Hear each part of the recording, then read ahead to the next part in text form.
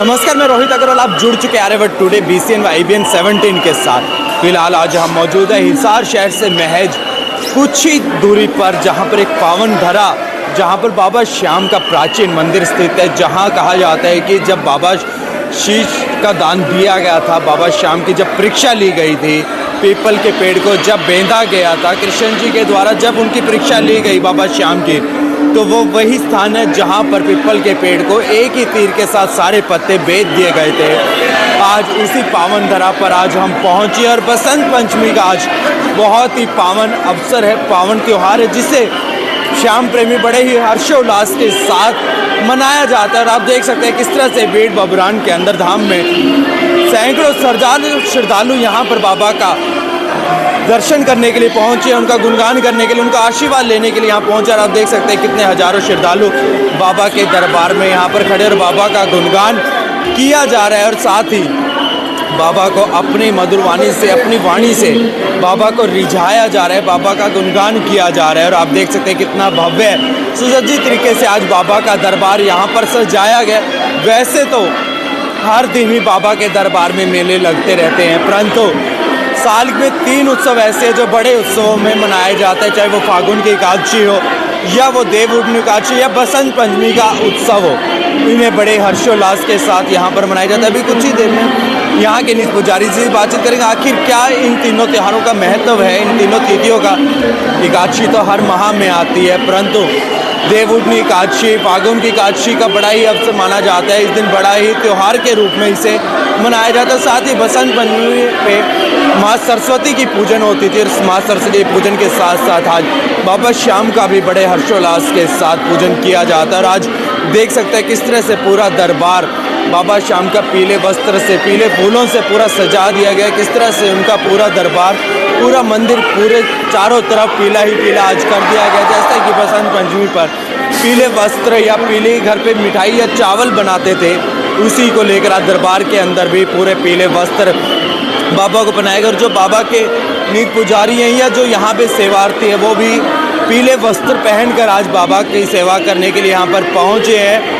और आज कई दूर दूर से लोग यहाँ पर बाबा का दर्शन करने के लिए, बसंत पंचमी का उत्सव मनाने के लिए पहुँच रहे हैं। कोई निशान यात्रा लेकर आ रहा है, कोई पैदल चलकर आ रहा है, तो कोई डाक ध्वजा लेकर यहाँ बाबा के दरबार में पहुँच रहे हैं। आइए चलते हैं, आपको बाबा के दर्शन करवाते हैं और बाबा के दरबार की ओर ले चलते हैं। किस तरह से बाबा को बड़े ही सुसज्जित तरीके से श्रृंगार उनका किया गया है, और कितना अलौकिक श्रृंगार आज निज पुजारी जी व सेवाकारों के द्वारा यहाँ पर बाबा का श्रृंगार किया गया है। और किस तरह से यहाँ पर भगत अपनी मनोकामना पूरी करने के लिए यहाँ पर बाबा से अरदास लगाई जा रही है। बाबा के समक्ष नतमस्तक होकर बाबा से अपनी अरदास से लगा रहे हैं और अपनी मनोकामना बाबा को कह रहे हैं, ताकि उनकी मनोकामना पूर्ण हो सके। अभी चलते हैं पुजारी जी की और उनसे बातचीत करते हैं कि आखिर बसंत पंचमी का आज उत्सव जो मनाया जाता है, उसके पीछे क्या कारण है, क्यों इतने हर्षोल्लास के साथ बाबा श्याम का बसंत पंचमी का उत्सव मनाया जा रहा है। जय श्री श्याम।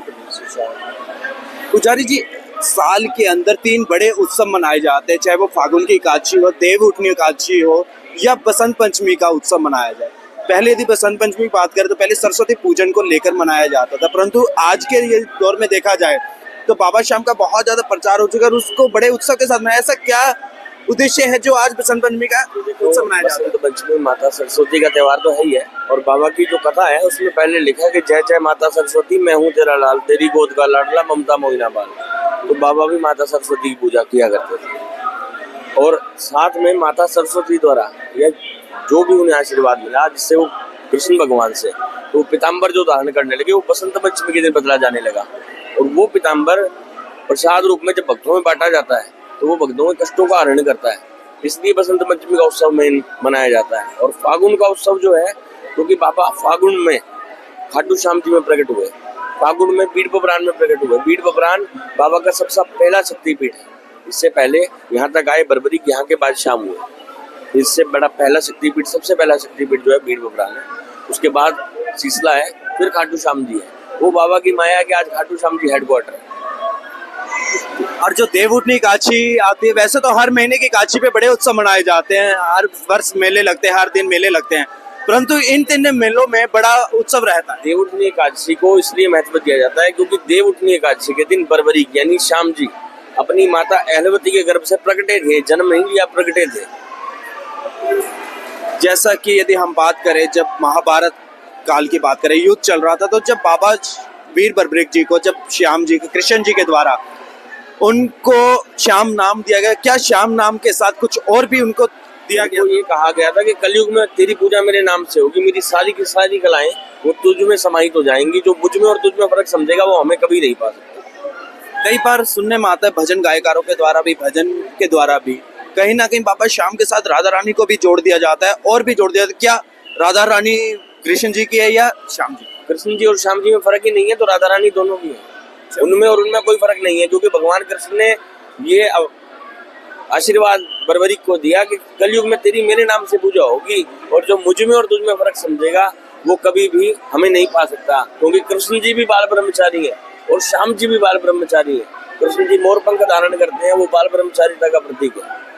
तो आज बसंत पंचमी के अवसर पर जो इतने श्रद्धालु यहाँ पर पहुंचे हैं, उनके लिए क्या व्यवस्था यहाँ पर की गई? उनके लिए लाइनों से आने की व्यवस्था यहाँ की गई है, प्रसाद की व्यवस्था की गई है, बाबा के सुंदर दर्शन हो सके इसलिए मंदिर का जीर्णोद्धार भी किया गया है, जो कि जो भवन था बाबा का वो 3 फुट ऊंचा उठाया गया ताकि सभी भक्तों को दर्शन एकमात्र तरीके से होते रहे, भाई किसी को दर्शन के लिए समस्या ना हो, और लाइन में लास्ट लाइन से ही दर्शन शुरू हो जाए भक्तों के लिए।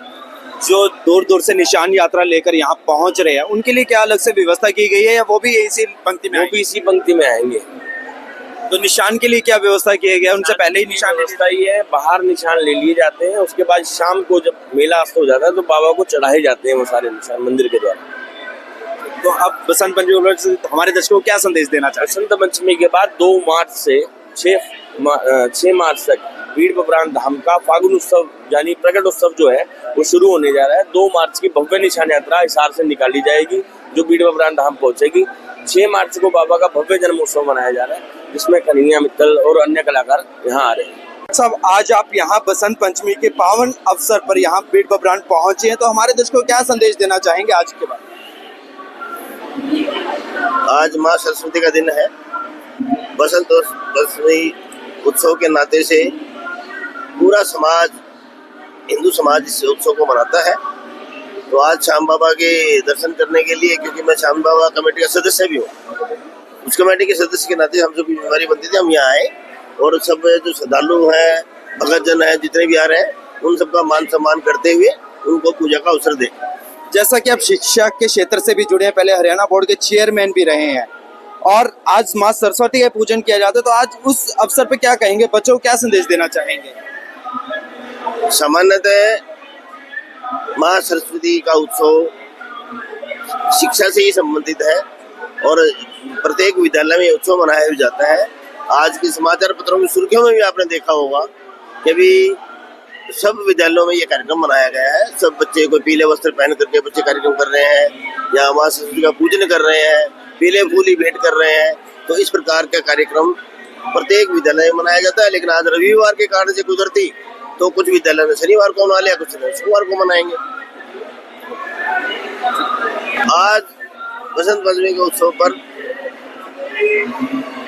144 साल में जो महाकुंभ प्रयागराज में लग रहा है, उसमें भगत स्नान भी कर रहे हैं। लेकिन खाटू श्याम हारे का सहारा है, खाटू श्याम हमारा, इस नाते से भी 3 तीर से बबरू भान जी ने, ये भी मेरे 3 तीर से जो हारने वाला पक्ष है कुरुक्षेत्र में, मैं उसकी तरफ जाऊंगा और उसको मैं जिता दूंगा। तो कृष्ण जी ने उस समय परीक्षा लेने के लिए बोला था कि आप ये जो सामने पीपल का पेड़ है और इसको छेद के दिखाएं, और एक पत्ता तोड़ के कृष्ण जी ने अपने पैर के नीचे दबा लिया था। तो तीर सब पत्तों को छेदते हुए और कृष्ण जी के पैर के ऊपर आकर के खड़ा हो गया। तो तब उसमें बबरू भान जी ने कहा था कि महाराज पैर हटाओ, नहीं इसको भी छेद जाएगा, एक पत्ता आपके पैर के नीचे है। तो इस प्रकार के शक्तिशाली बबरू भान जी आज हमारे खाटू श्याम जी, जिन्होंने पूरी महाभारत को खाटू श्याम पर्वत पर बैठ के देखा, और अंत में सबने निर्णय के लिए जो पूछा कि भाई निर्णय किया जाए कि अभी इस युद्ध में किसकी जीत और किसकी हार हुई, तो उन्होंने कहा कि मुझे तो सारे में ही सुदर्शन चक्र की ही महिमा दिखाई दे रही थी, बाकी सब तो नगण्य थे, सब मरे हुए ही थे। और यानी ये जब आप कहावत बता रही है तब की है, जब पांडवों को घमंड हो गया था कि युद्ध मेरे कारण जीते। हाँ, जब सबको लगा था कि हम ही जीत गए हैं, क्योंकि पांचों पांडव सुरक्षित बच गए थे और कौरवों का समूल नाश हो गया था, और कुछ योद्धा जो अजर अमर भी थे, तो सोचते कि हम सब ने मिलकर के युद्ध जीता है। तो उस समय बोला कभी फैसला करवाते हैं, खाटू श्याम चलते हैं, बाबा जी से पूछते हैं भाई फैसला किसने किया। तब उन्होंने बताया था कि मुझे तो केवल सुदर्शन चक्र की महिमा ही दिखाई दे रही थी, बाकी सब तो तुम सब ऐसे ही मरे हुए थे। तो इस प्रकार खाटू श्याम जी हारे का सहारा, श्याम बाबा हमारा। जय श्री श्याम। जय श्री श्याम प्रभु। आज बसंत पंचमी के उपलक्ष्य में इतने श्रद्धालु यहाँ पर पहुंचे, तो उनके लिए क्या यहाँ पर व्यवस्था की गई है मंदिर की संस्था के द्वारा? व्यवस्था बहुत ही अच्छी है। यहाँ पर सभी श्रद्धालु प्रेम पूर्वक दर्शन कर रहे हैं प्रभु जी के, और बहुत ही अच्छा वो है। प्रशासन पूरा साथ दे रहा है, मंदिर के प्रशासन पूरा साथ दे रहा है, सेवक है प्रभु के सारे, और सब भगवान की माया है, लीला है प्रभु की, और बहुत ही अलौकिक दर्शन है प्रभु के। तो जो दूर दूर से लोग निशान यात्रा करके आ रहे हैं, श्रद्धालु जो आ रहे हैं निशान लेकर, तो उनके लिए क्या अलग से व्यवस्था की गई है? उनके लिए अलग से उनको लाइनों में लगने की जरूरत नहीं है, वो डायरेक्ट आ सकते हैं, अपना निशान चढ़ाते हैं प्रभु के। पूरी मान्यता है इस मंदिर की, बहुत ही भव्य दर्शन है, भव्य मंदिर है, बहुत ही अच्छा यहाँ पर सब कुछ है।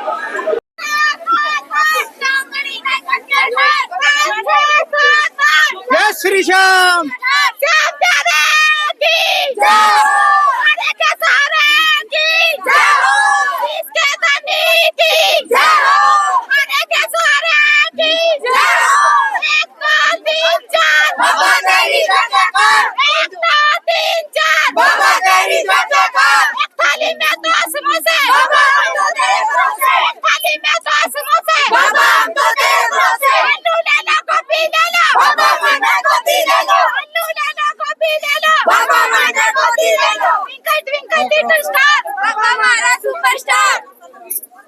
कहाँ से आए हो बच्चे?